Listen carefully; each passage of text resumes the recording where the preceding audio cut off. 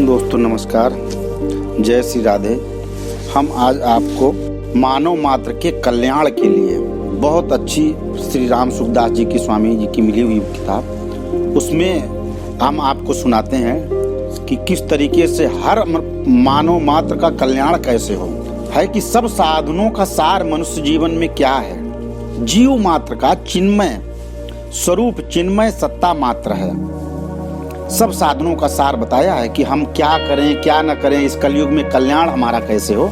उसके लिए कि है कि वह सत्ता सत्य रूप चित्त रूप आनंद रूप है। वह सत्ता नित्य निरंतर ज्यों की त्यों निर्विकार असंग रहती है। इस स्वरूप को अर्थात अपने आप को जब मनुष्य भूल जाता है तब उसमें देहाभिमान उत्पन्न हो जाता है, अर्थात वह अपने को शरीर मान लेता है। शरीर से माना हुआ यह संबंध तीन प्रकार का होता है।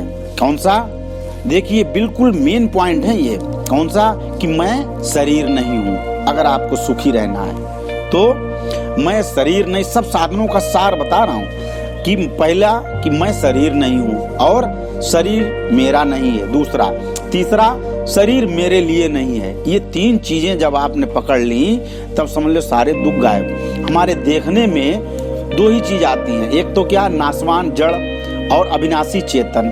इन दोनों का विभाग तो अलग अलग है। इसी को गीता ने शरीर और शरीरी, क्षर और अक्षर, क्षेत्र और क्षेत्रज्ञ आदि नामों से कहा है।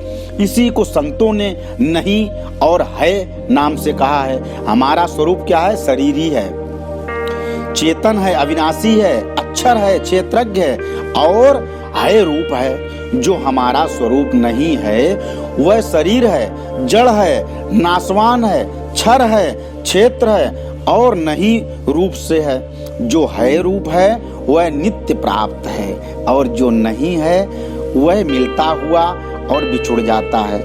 ये है एक मार्मिक बात है कि है को देखने से शुद्ध है नहीं दिखता, पर नहीं को नहीं रूप से देखने से शुद्ध है दिख जाता है। कारण यह है कि मैं शुद्ध बुद्ध और मुक्त आत्मा हूँ। इस प्रकार है पर विचार करेंगे तो मन बुद्धि लगाएंगे, वृत्ति लगाएंगे तो है के साथ नहीं। मन बुद्धि वृत्ति मैं पन भी मिला रहेगा, परंतु मैं शरीर नहीं हूँ, शरीर मेरा नहीं है और मेरे लिए नहीं है। तीन बातें। इस प्रकार नहीं को नहीं रूप से विचार करने से वृत्ति भी नहीं में चली जाएगी और शुद्ध है प्रकट हो जाएगा। उदाहरण के लिए झाड़ू को द्वारा कूड़ा करकट दूर करने से उसके साथ झाड़ू का भी त्याग हो जाता है और साफ मकान शेष रह जाता है। तात्पर्य ये हुआ कि मैं आत्मा हूँ। इसका मन से चिंतन तथा बुद्धि से निश्चय करने पर वृत्ति के साथ हमारा संबंध बना रहेगा, परंतु मैं शरीर नहीं हूँ। इस प्रकार विचार करने पर शरीर और वृत्ति दोनों से संबंध विच्छेद हो जाएगा और चिन्मय सत्ता रूप शुद्ध स्वरूप स्वतः शेष रह जाएगा। इसलिए तत्व प्राप्ति में निषेधात्मक साधन मुख्य है। निषेधात्मक साधन में साधक के लिए तीन बातों को स्वीकार कर लेना ही मुक्ति के मार्ग पे बिल्कुल पक्की रास्ता है। मैं शरीर नहीं हूँ, शरीर मेरा नहीं है और शरीर मेरे लिए नहीं है।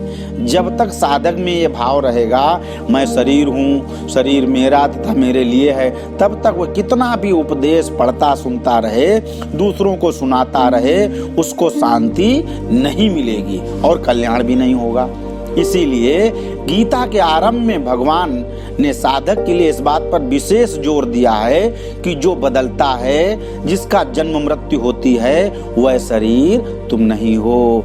इसीलिए मैं शरीर नहीं हूँ। सर्वप्रथम साधक को यह बात अच्छी तरह से समझ लेनी चाहिए कि मैं चिन्मय सत्ता रूप शरीर रूप नहीं हूँ। हम कहते हैं कि बचपन में मैं जो था वही आज हूँ। शरीर को देखें तो बचपन से लेकर आज तक हमारा शरीर बदल गया है कि उसको पहचान भी नहीं सकते हैं, फिर भी हम वही हैं। ये हमारा अनुभव सभी का है। बचपन में खेलना कूदना, बाद में मैं पढ़ता था, आज नौकरी का धंधा करता हूँ, सब कुछ बदल गया पर मैं वही हूँ। कारण कि शरीर एक क्षण भी ज्यों क्या त्यों नहीं रहता, निरंतर बदलता रहता। तात्पर्य ये हुआ कि जो बदलता है वह हमारा स्वरूप नहीं है, और जो नहीं बदलता वही हमारा स्वरूप है। हमने अब तक असंख्य शरीर धारण किए, पर सब शरीर छूट गए, हम वही रहे।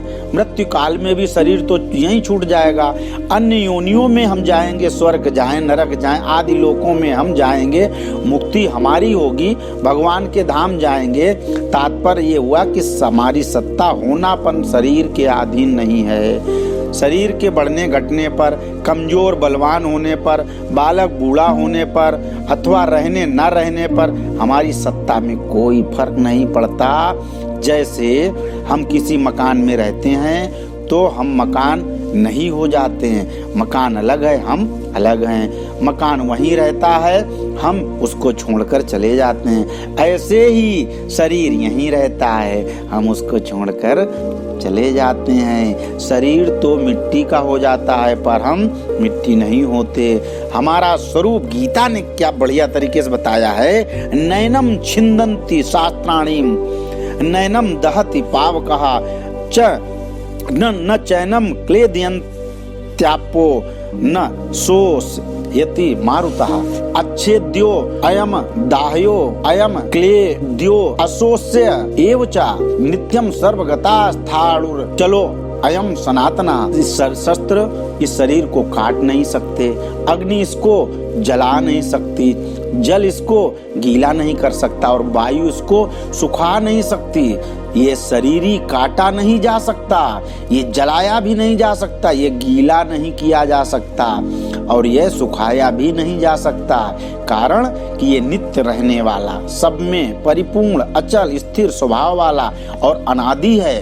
तात्पर्य ये हुआ कि शरीर का विभाग ही अलग है, और न बदलने वाला शरीर ही का विभाग ही अलग है। हमारा स्वरूप किसी शरीर से लिप्त नहीं है, इसलिए उसको गीता में भगवान ने सर्वव्यापी कहा है। एन सर्विदम सर्वगत। तात्पर्य है कि स्वरूप एक शरीर में सीमित नहीं है, प्रत्युत सर्वव्यापी है। शरीर पृथ्वी पर ही माँ के पेट में बनता है, पृथ्वी पर ही घूमता फिरता और मरकर पृथ्वी में ही लीन हो जाता है। इसकी 3 गतियां बताई गई। इसको जला देते हैं और भस्म बन जाएगी, पृथ्वी में गाड़ देंगे तो मिट्टी बन जाएगी, जानवर खा लेंगे तो बिष्टा बन जाएगी।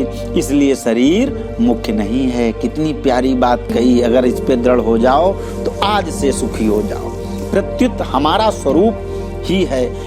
यद्यपि होनापन सत्ता आत्मा का ही है। भाई आत्मा ही से ही ये शरीर मेरा है। कभी कहा कि ये हाथ हम है, नहीं ये हाथ मेरा है। कभी कहा आँख है हम, नहीं ये आँख मेरी है। इसलिए आप नहीं हो, आप तो आत्मा हो, शरीर का नहीं। तथापि साधक के भूल यह होती है कि पहले शरीर को देखकर फिर उसमें आत्मा को देखता है, पहले आकृति को देखकर फिर भाव को देखता है। ऊपर लगाई हुई पॉलिश कब तक टिकेगी? गजब। साधक को विचार करना चाहिए कि आत्मा पहले थी या शरीर पहले था। विचार करने पर सिद्ध हो जाएगा कि आत्मा पहले है और शरीर पीछे है, भाव पहले है, आकृति पीछे है। इसलिए हमारी दृष्टि पहले भाव रूप आत्मा स्वरूप की तरफ जानी चाहिए, शरीर की तरफ नहीं। जैसे भोजनालय भोजन करने का स्थान है, ऐसे ही शरीर सुख दुख भोगने का स्थान, भोगायतन है। सुख दुख भोगने वाला शरीर नहीं होता, प्रत्युत शरीर से संबंध जोड़ने वाले हम स्वयं होते हैं, क्योंकि हम शरीर से जुड़े ही हम हैं। भोगने का स्थान अलग होता है और भोगने वाला अलग होता है। शरीर तो ऊपर का चोला है, हम कपड़ा ही जब कैसा ही कपड़ा पहने, कपड़ा अलग होता है, हम अलग होते हैं। जैसे हम अनेक कपड़े बदलने पर भी एक ही रहते हैं, अनेक नहीं हो जाते। ऐसे ही अनेक योनियों में अनेक शरीर धारण करने पर भी हम स्वयं ही वही के वही रहते हैं। जैसे पुराने कपड़े उतारने पर हम मर नहीं जाते हैं और नए कपड़े पहनने पर हम जिंदा या पैदा नहीं हो जाते हैं, ऐसे ही पुराने शरीर छोड़ने पर हम मर नहीं जाते और नया शरीर धारण करने पर हम पैदा नहीं हो जाते हैं। तात्पर्य है कि शरीर जन्मता मरता है और हम नहीं जन्मते मरते। अगर हम मर जाएं तो फिर पाप पुण्य का फल कौन भोगेगा? अन्य योनियों में और स्वर्ग नरक लोकों में कौन जाएगा? अगर शरीर होते तो शरीर जाता, नहीं, हम केवल आत्मा हैं। और बंधन किसका होता? मुक्त कौन होगा? हमारा जीवन इस शरीर के अधीन नहीं है। हमारी आयु बहुत लंबी है, अनादि और अनंत है। महासर्ग और महाप्रलय हो जाए तो भी हम जन्मते मरते नहीं है। कितनी बड़ी बात कह दी गीता में। प्रत्युत ज्यों के त्यों रहते हैं। सर्गे अपि नोपजायन्ते प्रलय न व्यथितम व्यथन्ति च, कि प्रलय होने पे भी हमारा कुछ नहीं बिगड़ता। हमारा और शरीर का स्वभाव बिल्कुल अलग अलग है। हम शरीर के साथ चिपके हुए हैं, शरीर के साथ मिले हुए नहीं हैं। शरीर भी हमारे साथ चिपका हुआ है, हमारे साथ मिला हुआ नहीं है। जैसे शरीर संसार में रहता है, ऐसे हम शरीर में नहीं रहते। शरीर के साथ हमारा मिलन कभी हुआ ही नहीं, है ही नहीं, होगा ही नहीं, हो सकता ही नहीं। वास्तव में हमें शरीर की जरूरत ही नहीं। शरीर के बिना भी हम स्वयं मौज में रह सकते हैं। तात्पर्य ये हुआ कि शरीर न रहने पर हमारा कुछ भी नहीं बिगड़ता। अब तक हम असंख्य शरीर धारण करके छोड़ चुके हैं, उसमें हमारी सत्ता में क्या फर्क पड़ा? हमारा क्या नुकसान हुआ? हम तो ज्यों के त्यों ही रहे हैं। गजब। भूत ग्रामा स एवाय भूत्वा भूत्वा प्रीलियते, गीता का 8वां अध्याय का 19वां श्लोक में शरीर, इंद्रियां, मन, बुद्धि और अहंकार, इन सबके अभाव का अनुभव तो सबको होता है, पर अपने अभाव का अनुभव कभी किसी को नहीं होता। उदाहरण सुषुप्ति मतलब प्रगाढ़ निद्रा में के समय हमें शरीर आदि का अनुभव होता है क्या? कोई भी व्यक्ति ऐसा नहीं कहता कि सुषुप्ति में मैं नहीं था, मर गया था। कारण कि शरीर आदि के अभाव का अनुभव होने पर भी हमें अपने अभाव का अनुभव नहीं होता है। तभी जागने पर हम कहते हैं कि मैं बड़े सुख से सोया, कि कुछ पता ही नहीं था।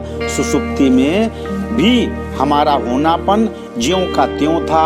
इसमें सिद्ध ये हुआ कि हमारा होनापन शरीर, इंद्रिया, मन, बुद्धि, अहंकार के अधीन नहीं है। स्थूल सूक्ष्म कारण सब शरीरों का अभाव होता है, पर हमारा अभाव नहीं होता है। हमारा स्वरूप स्वतः स्वाभाविक असंग है। असंगो ह्यायम पुरुषा देहे अस्मिन पुरुषा परा, गीता में 13वां अध्याय 22वां श्लोक। इसलिए शरीर के साथ अपना संबंध मानते हुए भी वास्तव में हम शरीर में लिप्त नहीं होते। शरीर का संग करते हुए भी वास्तव में हम असंग रहते हैं। तभी भगवान कहते हैं शरीर अस्थोपि कौन्तेय न करोति न लिप्यते। तात्पर्य है कि वृद्धावस्था भी स्वरूप वास्तव में मुक्त ही है। बताओ, अब लोग कहते हम मुक्त कैसे होंगे, क्या ले, उसके लिए कोई यत्न नहीं करना है। भगवान ने गीता में कितना बढ़िया कहा है कि वास्तव में मुक्त ही है। वृद्धावस्था बद्धपना माना हुआ है कि हम मुक्त होंगे कि नहीं। अरे तुम तो मुक्त ही हो। अपना मुक्तपना हमारा स्वतः सिद्ध स्वरूप है। हम अपने शरीर को शरीर न माने बस। जैसे अंधकार और प्रकाश आपस में नहीं मिल सकते, ऐसे ही शरीर जड़ नाशवान और स्वरूप चेतन हम आत्मा अविनाशी आपसे नहीं मिल सकते। कारण कि शरीर संसार का अंश है और हम स्वयं परमात्मा के अंश हैं। एक ही दोष और गुण स्थान भेद में अनेक रूपों में प्रकट होता है। शरीर को अपने से अधिक महत्व देना अर्थात शरीर को अपना स्वरूप मानना मूल दोष है, जिससे संपूर्ण दोषों की उत्पत्ति होती है। अपने स्वरूप चिन्मय सत्ता मात्र को शरीर से अधिक महत्व देना मूल गुण है, जिससे संपूर्ण सद्गुणों की उत्पत्ति होती है। अर्जुन ने गीता के आरंभ में भगवान से अपने कल्याण का उपाय पूछा। यच्छेन स्यान्निश्चिंतम ब्रूहि तन्मे। इसके उत्तर में भगवान सर्वप्रथम शरीर और शरीरी स्वरूप का ही वर्णन किया है। इसमें सिद्ध होता है कि जो मनुष्य अपना कल्याण चाहता है उसके लिए सबसे पहले ये जानना आवश्यक है कि मैं शरीर नहीं हूँ। जब तक उसमें मैं शरीर हूँ ये भाव रहेगा तब तक वह कितना भी उपदेश सुनता रहे अथवा सुनाता रहे और साधन भी करता रहे, उसका कल्याण नहीं होगा। मनुष्य शरीर विवेक प्रधान है, अतः मैं शरीर नहीं हूँ ये विवेक मनुष्य शरीर में ही हो सकता है। शरीर को मैं मानना मनुष्यता नहीं है, प्रत्युत पशुता है। बताओ भगवान ने कितनी बड़ी बात कह दी। इसलिए सुखदेव जी महाराज परीक्षित से कहते हैं, त्वम तु राजन मरिष्यति पशु बुद्धि मीमाम जाहि न जाता प्राग भूतो अद्य देव वक्त्वम न क्षसी। हे राजन, अब तुम ये पशु बुद्धि छोड़ दो। बताओ श्रीमद् भागवत का 12वां अध्याय 2 श्लोक कि पशु बुद्धि छोड़ दो कि मैं मर जाऊंगा। जैसे शरीर पहले नहीं था, पीछे पैदा हुआ है और फिर मर जाएगा, ऐसे तुम पहले नहीं थे, पीछे पैदा हुए और फिर मर जाओगे। यह बात नहीं है। शरीर कभी एक रूप नहीं ही नहीं और हमारा स्वरूप कभी अनेक रूप होता ही नहीं। शरीर जन्म से पहले भी नहीं था, मरने के बाद भी नहीं रहेगा और वर्तमान में भी ये प्रतिक्षण मर रहा है। वास्तव में गर्भ में आते ही शरीर के मरने का क्रम शुरू हो जाता है। बाल्यावस्था मर जाए तो युवावस्था आती है, युवावस्था मर जाए वृद्धावस्था आती, वृद्धावस्था मर जाए तो देहांतर अवस्था अर्थात दूसरे शरीर की प्राप्ति हो जाती है। देहिनो अस्मिन् निथा देहे कौमारम यौवनम जरा तथा देहांतर प्राप्ति वृद्धिर न गुह्यति मुह्यति। गीता का 2 अध्याय 13वां श्लोक। बाल युवा वृद्ध ये 3 अवस्थाएं शरीर की स्थूल शरीर की हैं और देहांतर की प्राप्ति सूक्ष्म तथा कारण शरीर की है। देहांतर की प्राप्ति मृत्यु होने पर स्थूल शरीर तो छूट जाता है पर सूक्ष्म तथा कारण शरीर नहीं छूटते हैं। जब तक मुक्ति न हो तब तक सूक्ष्म और कारण शरीर से संबंध बना रहता है। तात्पर्य है कि हमारा वास्तविक स्वरूप स्थूल सूक्ष्म और कारण इन तीनों शरीर से तथा इनकी अवस्थाओं से अतीत है। शरीर और उसकी अवस्थाएं बदलती हैं पर स्वरूप वहीं का वहीं रहता है। जन्मना और मरना हमारा धर्म नहीं है, प्रत्युत शरीर का धर्म है। हमारी आयु अनादि और अनंत है जिसके अंतर्गत अनेक शरीर उत्पन्न होते और मरते रहते हैं। हमारी स्वतंत्रता और असंगता स्वतः सिद्ध है।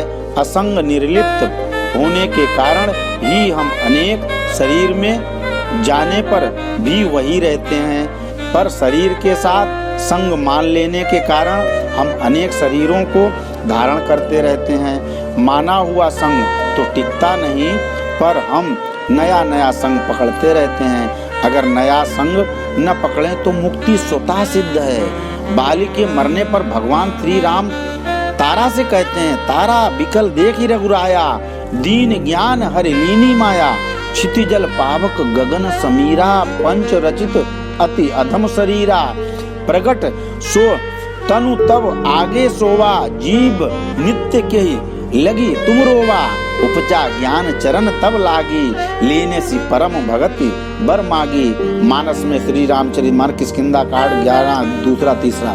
देश बदलता, काल बदलता है, वस्तुएं बदलती हैं, व्यक्ति बदलते हैं, अवस्थाएं बदलती, परिस्थितियां बदलती हैं, घटनाएं बदलती, पर हम नहीं बदलते। हम निरंतर वही रहते हैं। जागृत स्वप्न सुषुप्ति ये तीनों अवस्थाएं बदलती हैं पर तीनों अवस्था में हम एक ही रहते हैं।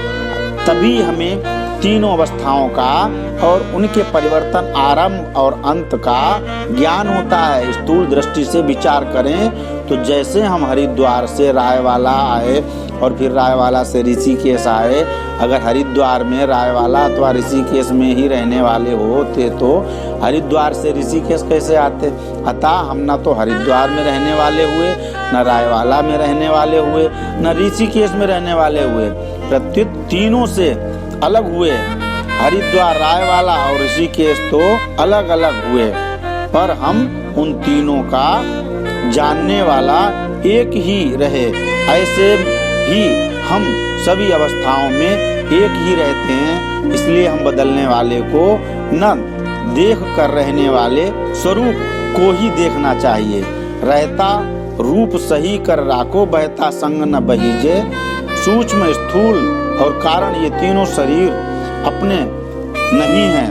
ऐसे स्थूल शरीर से रहने वाली क्रिया, सूक्ष्म शरीर में रहने वाला चिंतन और कारण शरीर में से होने वाली स्थिरता तथा समाधि भी अपनी नहीं है।